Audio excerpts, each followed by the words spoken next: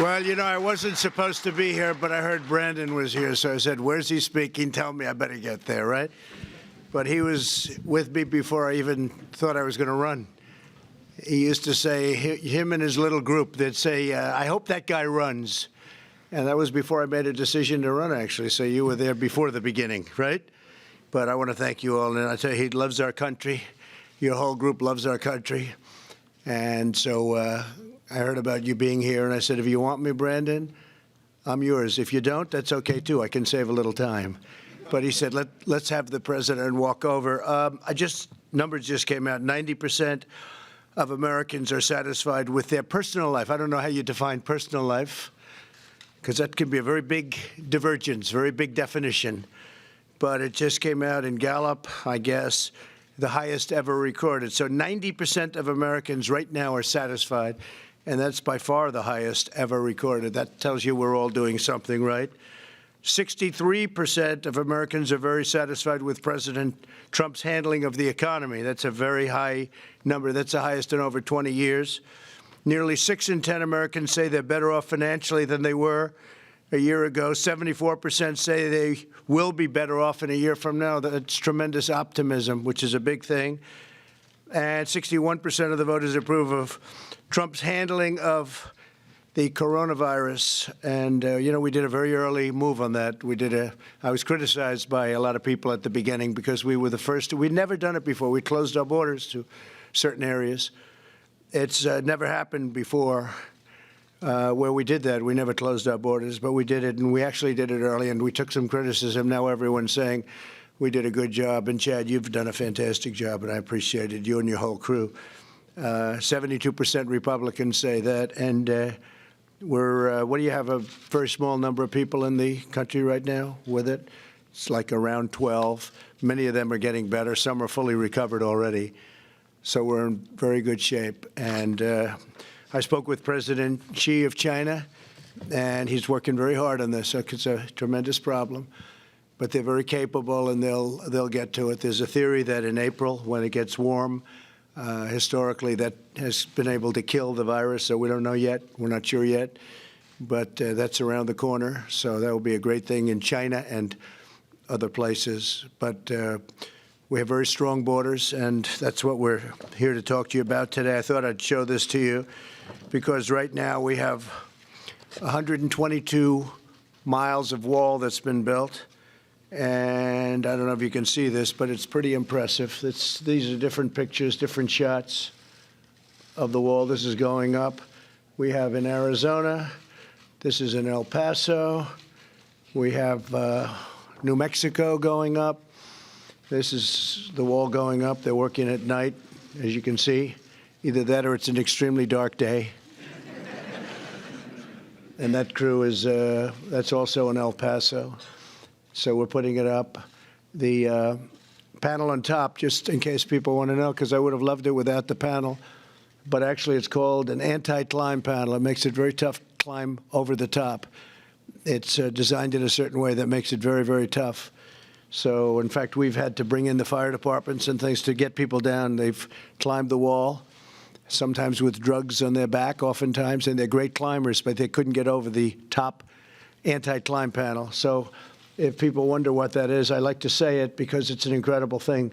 It makes it virtually impossible to climb over the top. And we had it designed many different ways. We had them tested, and this was the ultimate wall. This is what they wanted. Here's another shot. This is a shot of a little different section, also under construction. And we'll soon have, we think by the end of the year, we'll be up to over 400 miles. And shortly thereafter, we'll be at 500 miles. And then we'll determine if there's any other area that might need it, but we'll have covered, we think, close to 100% of the area that we wanted. Here's another shot of a section, the same section, actually, that's more advanced. And that's the way they put it up. They set it very deep into foundations and concrete. And it's steel with concrete in between. And if you've ever seen it, the bars are steel, they're hollow, and they pour concrete inside and then put rebar in. So they have the rebar first. Rebar is the steel. and they put it inside, and then they pour the concrete. And because of the tremendous weight, they have to pour the concrete after it's up. So it's a process that's pretty complicated, but pretty good. Otherwise, it would be very hard to put it up. It gets very heavy. So they pour in each one of the bars. And the reason they want the bars, they have to be able to see through, because they want to see who's on the other side. I thought I could put up a nice, simple concrete wall. It would be so nice. I'd just get it done. They have to make it complicated. This project was complicated. But I said, if we're going to do it, we have to do it right. So Brad and all of his people, from day one, this is the one they wanted. They needed anti-climb on top. They needed see-through. They wanted it to be steel rather than concrete. Steel is much stronger, but they also wanted the durability of the concrete, which is inside the steel with rebar. So inside there is really like it's probably about 8 inches by 8 inches, and it's all hollow inside. And after it's up, we have rebar in. It's already dropped, and then we put the concrete in. They pour the concrete inside through funnels. So it's a pretty amazing process, and they're doing it quickly. They have a very quick process. We're now going to probably bring it in. We're going to spray paint it after it's up. It gets spray painted black. The black makes it extraordinarily hot, especially in areas along the Mexican border. It's not known for cold weather. It's known for quite hot weather. You don't have too much snow in this area, right? Would you say, Chad? Not too much. In fact, if you had any, that would be called climate change, I think, right? When they do that, I'm there. I'm a believer.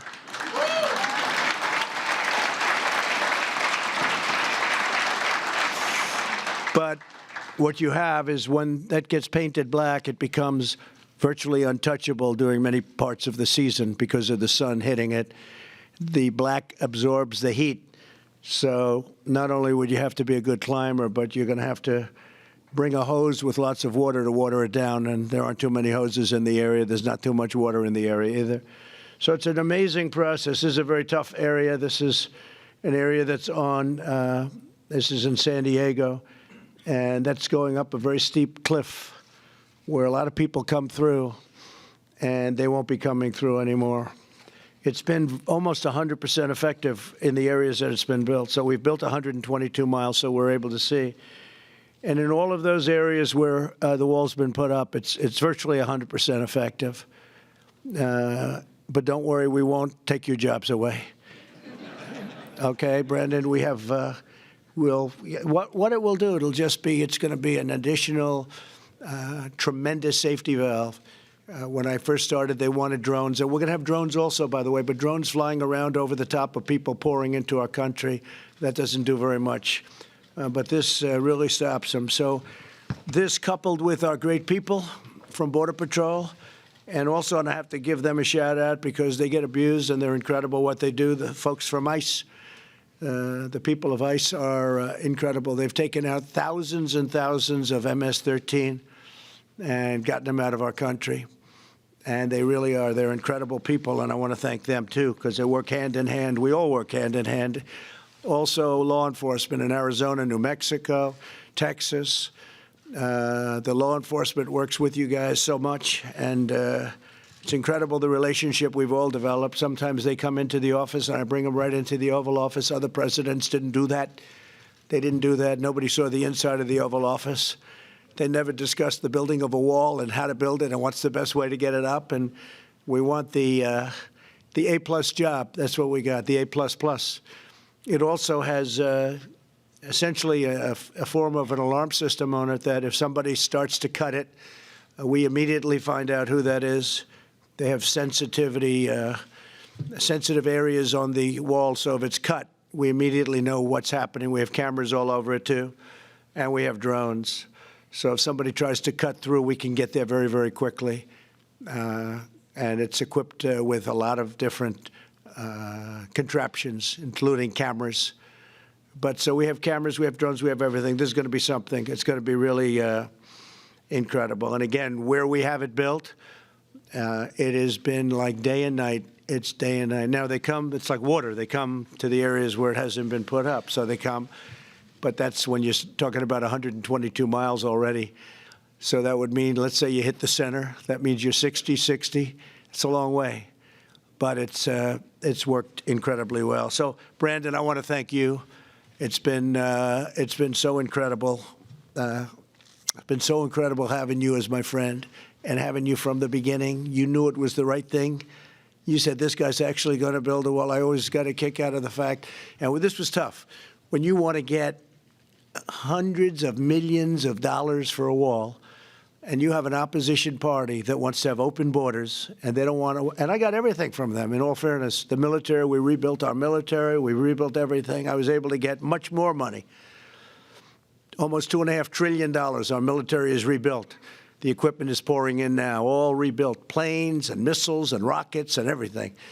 But when you want to get money for a wall that most of the people in the Democrat Party wanted 5 years ago, they just didn't like it when I announced that we were going to build it. They were unable to get it built. They had the money, but they were unable to get it built because it takes talent to build things, and they don't have that talent. But we got it built, and I made your jobs a lot easier. Say thank you, Mr. President. Right?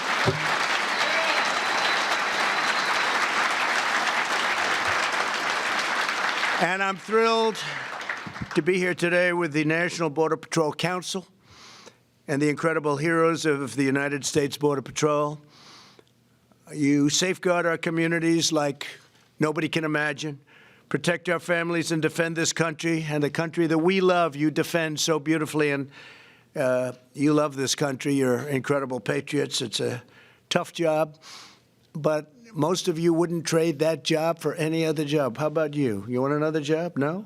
Not interested, right? You love what you do, and it's tough, and it's dangerous, can be very dangerous, but you do a job like nobody can do.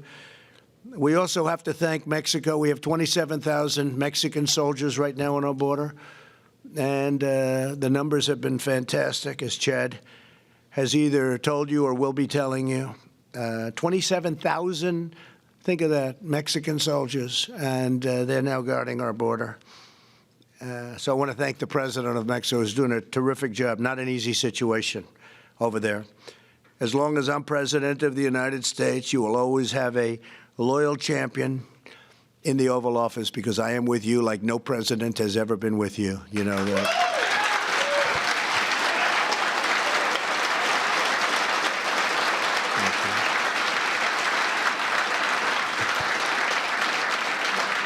Thank you.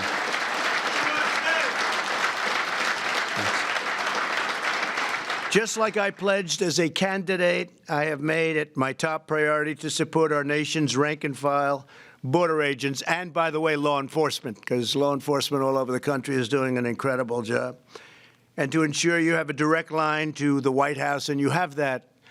You have that. You've always had my back, and I will always have yours. I especially want to recognize the senior leaders of the National Border Patrol Council, including Executive Vice President Paul Perez. Where's Paul? Paul Perez. Paul, stand up, please. Great job, Paul. Great. And Vice President Hector Garza. Thank you, Hector. Long time, Hector, right? And Art Del Cueto. Art Del Cueto. We're getting better with that name, right? I also want to thank John Anfison. And John, you've been fantastic. Thank you very much, John. Stand up, John. Thank you very much, John. I've gotten to know you guys for a long time now, right? It's been a long time, and a lot of progress has been made. Incredible. Really good numbers. Thank you all. And thank you to Acting Secretary Chad Wolf, who has stepped into that position like it was made for him or he was made for it. And I want to thank you for being here, Chad. Terrific job. A lot of power, a lot of mental acuity. You figured it out. You were there for a while, but you figured it out really well. And Chad understands that the best way to secure a border is to listen to the men and the women serving on the front lines. And he got that right from the beginning, as I did. I didn't know too much about it. Even the wall. You know, again, I was going to put up a wall. Just get it built. And then they said, sir, gotta do it right, sir. Then I figured, you know, much easier doing it the old-fashioned way. Let's throw up concrete plank.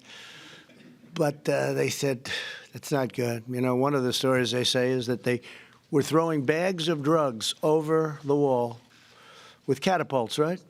Heavy bags, 150, 200 pounds of drugs, but you couldn't see. So they'd throw it over. And sometimes it would actually hit Border Patrol agents and other people on the other side because you couldn't see through. And as soon as they said that, that was the thing that got me. I said, you're right. You got to be able to see what's on the other side. So I want to thank all of you. And to the wives, husbands, sons, and daughters here today, thank you for enduring all of the trauma, all of the work, all of the hours that your husbands and your wives, all of the people go through, because without you, they wouldn't be doing the job they've done. That I can tell you. Thank you very much, and thank you for being there.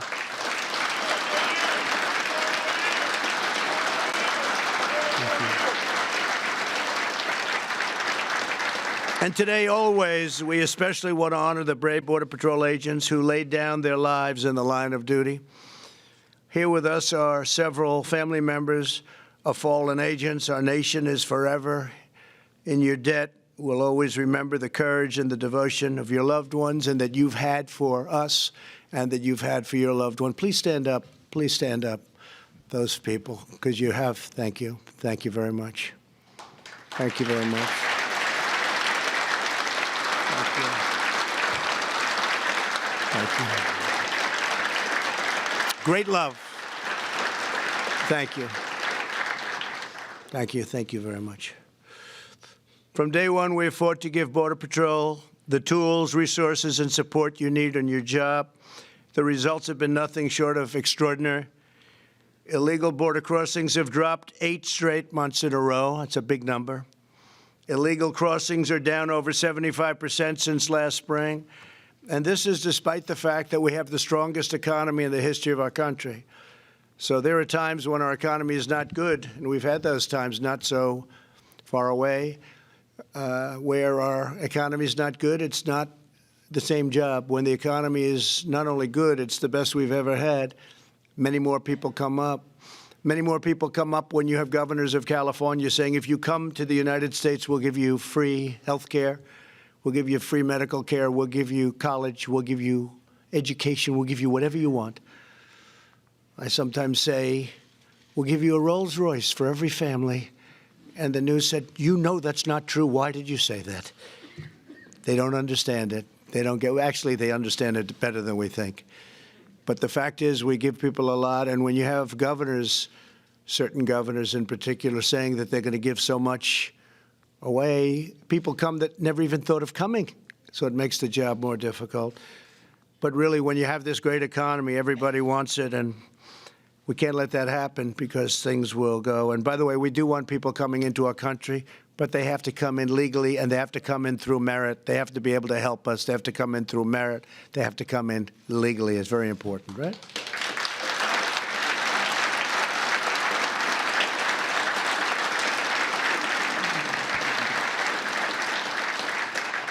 The month of January saw the fewest illegal border crossings in 23 months, Chad. That's great. Last year, Border Patrol seized the largest amount of deadly narcotics ever seized. So that's really a tremendous tribute. Last year, think of that, Border Patrol, the largest amount of deadly narcotics on record ever was last month and last year, actually last month in particular.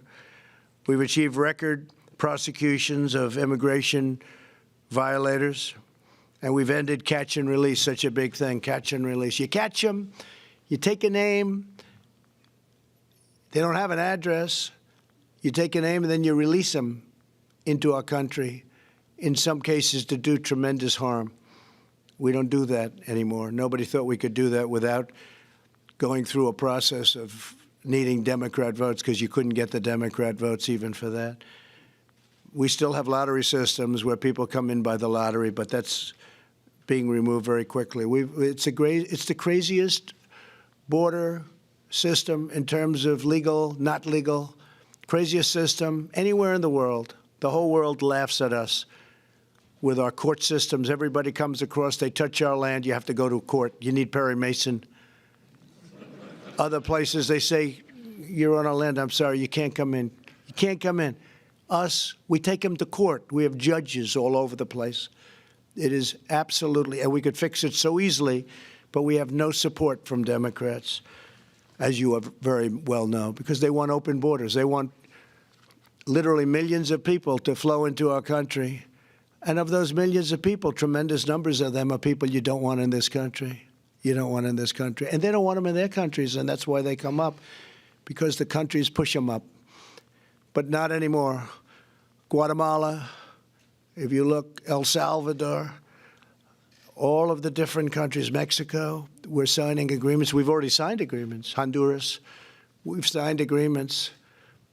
Safe Third, call it whatever you want, give it any name you want, but Safe Third, and we bring them back. You know, in the old days, I think we can say, Brandon, it wasn't so easy to bring them back. You couldn't bring them back. They wouldn't take them. We could catch a murderer from Honduras, Guatemala, El Salvador. We bring them back, and they say, don't land your plane. Your bus can't come in. Your van can't come in. We don't want them. We don't want them back. Now they take them back very openly and very nicely. Is that right? Would you say that's right? We couldn't bring them back. They wouldn't take them. They'd send them to us. They were vicious criminals in some cases. And when they brought them back under the past administration, they wouldn't take them. So we'd end up bringing them back. Now they take them back gladly. Someday we'll explain how that worked. We're removing illegal border crossers at a tremendous pace and making it clear that if you break our laws, you will be sent back home, and your home will accept you with open arms or open prisons or whatever it is they want to do with them. And we have to put some in jails. In some cases, they're so violent, we have to. But generally speaking, we just don't want to have people in jails for 50, 60 years and the tremendous cost. So we generally try to get them home. In some cases, we really have to because of the level of severity, the level of criminality. We're building a border wall, and the wall is, as I said, going to be something very special, but that's only part of it. So while we work together to protect our country and save countless lives, unfortunately, the far left in our country wants to do things that are so bad for our country and so bad for security, so bad for households, for women. People say, do you think Trump will get the women vote? Remember last time? They said he'll never. I said, will any woman vote for Trump? Is there a woman in the whole country? And then I got a tremendous number of women. They said one of the reasons I won was women. Thank you very much, by the way, women. Because it's fake news. I say fake news, fake polls, whatever they can do. But we got a tremendous, remember they said the women have been unbelievable. By the way, Hispanic, unbelievable. African American, unbelievable. Asian American, unbelievable. The voters came out. Men, I don't have to tell you about. We got a lot of men. We got a lot of men. But the women wanted security. They wanted security. They don't want open borders. And the group we do so well with now is Hispanic because they understand it better almost than anybody at the border. They get it. And they know what we're doing is the right thing. We're not playing games. In San Diego, they were begging us to build a wall because it was being overrun, a certain section, wealthy section, but it was being overrun by illegal immigrants pouring into the neighborhoods and dangerous. And they were, you have no idea, they were begging us. And I said, you know, we're going to do it now, but we probably shouldn't because if we don't, they're going to be promoting, let's go, we got to build the whole thing. But we built, it was approximately 18 miles, right? 18 miles of wall in San Diego. As soon as it was built, they said, we don't want the wall. By the way, all of their problems went away. They actually did want the wall. But they said, we don't want the wall. We don't want the wall. They started playing games. So I said, you know what? We're going to take the wall down and we'll move it over to New Mexico. They said, no, no, no, don't do that. So we haven't heard from them any longer. We haven't heard. You understand that game. So it's been pretty incredible what's happening at our border. In my State of the Union address, I shared the tragic story of Maria Fuentes, a 92-year-old great-grandmother who was allegedly raped, beaten, and murdered by a criminal illegal alien in New York City. I think I can, no, I don't think, I'll take the word allegedly out. Do you mind if I do that? See, the lawyers put it in. If you don't mind, I'll leave it out. She was raped, beaten, and murdered. Only 5 weeks before the murder, the criminal alien had been arrested for assault. ICE asked for the criminal to be turned over, but instead, he was ordered released under New York City's sanctuary laws.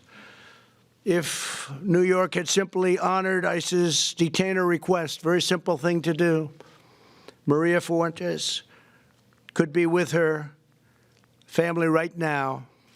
And we're deeply moved to be joined this afternoon by Maria's grieving granddaughter, Daria. Where's Daria? Daria Ortiz. Daria, please come up, Daria, please. Daria is joined by her beautiful 5-year-old son. Thank you, Daria. It's a great honor. Thank you very much. Please, thank you very much.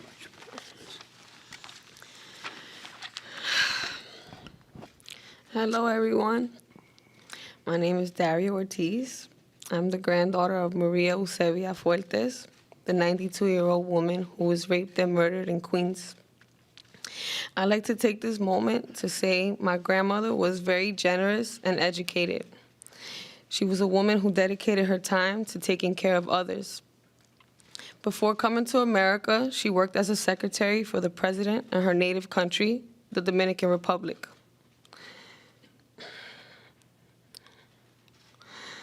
She is a shining example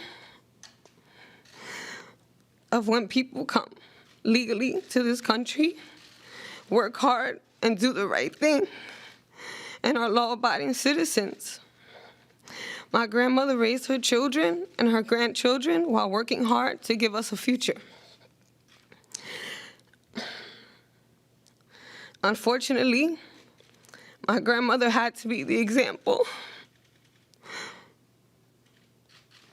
of why something like this, horrific crime, should never happen. Our family's hope is that her death was not in vain, and that preventative measures are put into place to ensure that nothing like this ever happens to anyone again.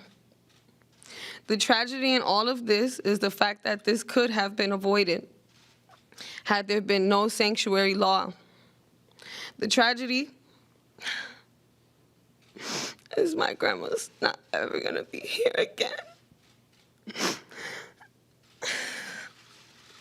The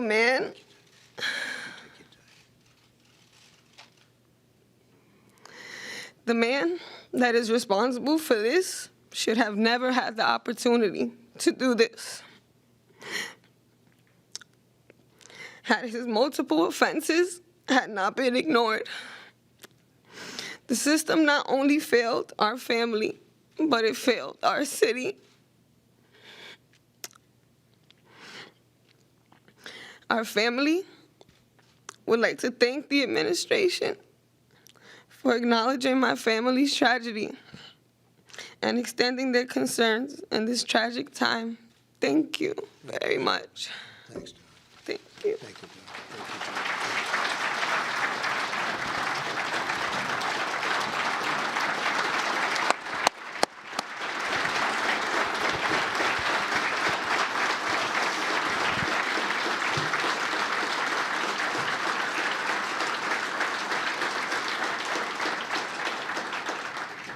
Thank you very much, Daria. So beautiful. Not one more American life should be stolen by sanctuary cities. They're all over the place, and a lot of people don't want them. Many, many communities, they don't want them in California. You hear California, but they don't want them. The politicians want them for whatever reason. That's why we're calling on Congress to pass legislation giving American victims the right to sue sanctuary cities and hold them accountable for the suffering and the damages that they've caused. American citizens are entitled to safe neighborhoods and safe streets that really the people in this room have provided where they're given the opportunity. With sanctuary cities, they're really not given that opportunity. You're the noble guardians who protect our loved ones, and you keep America safe, and you do an incredible job at doing it. Nobody could do it like you do. Under my administration, we know that border security is national security. Very much the same thing. And that's why I'm so honored to work hand in hand with the National Border Patrol Council and all of my friends. Some of you I know very well, very, very well. We love our Border Patrol agents. We love our law enforcement. And we want to thank you for doing an incredible job. God bless you all. Thank you. Thank you. Thank you, Brandon.